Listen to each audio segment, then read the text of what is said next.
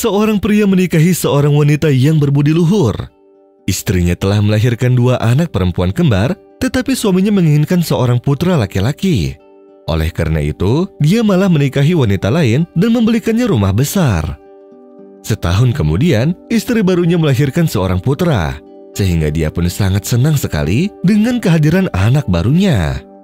Namun setelah 15 tahun, dirinya sangat kesulitan dengan masalah ekonomi, dan agar ia bisa menstabilkan kondisi ekonominya, ia malah menjual rumah istri pertamanya dan memintanya beserta anak-anaknya untuk pindah ke rumah istri keduanya.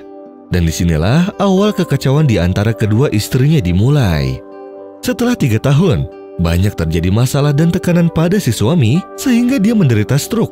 Dan setelah itu, dia dirawat di rumah sakit sampai akhirnya ia meninggal dunia.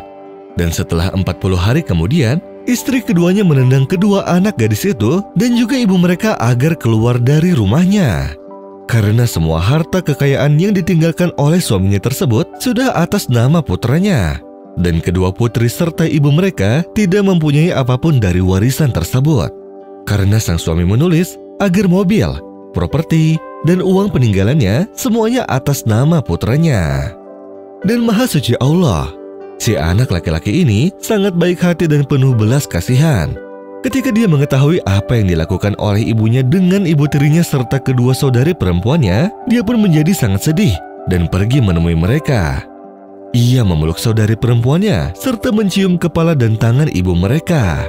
Dia memberi mereka masing-masing 20.000 pound dan berkata kepada sang ibu tiri, "Wahai ibu, jumlah ini uang untuk kebutuhanmu dan anak-anakmu, dan hak-hak sisanya akan segera datang kepadamu. Aku tidak suka dengan apa yang ibuku lakukan denganmu. Engkau ibuku juga, dan saudari perempuanku juga ada di dalam hatiku."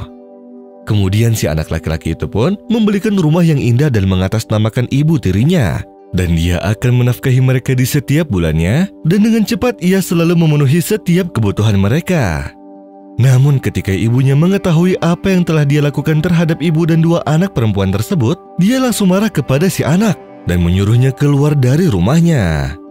Tetapi sang anak tidak marah pada ibunya sendiri, bahkan dia tersenyum padanya dan tetap berperilaku ramah.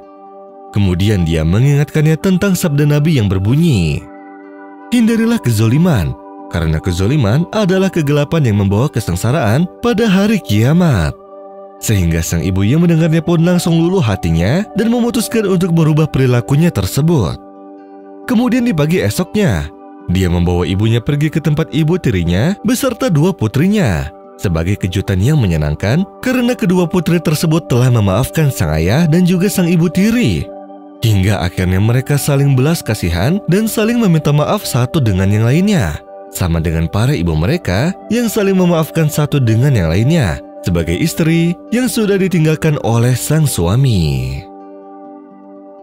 يا أيها الذين آمنوا كونوا قوامين بالقسط شهداء لله ولو على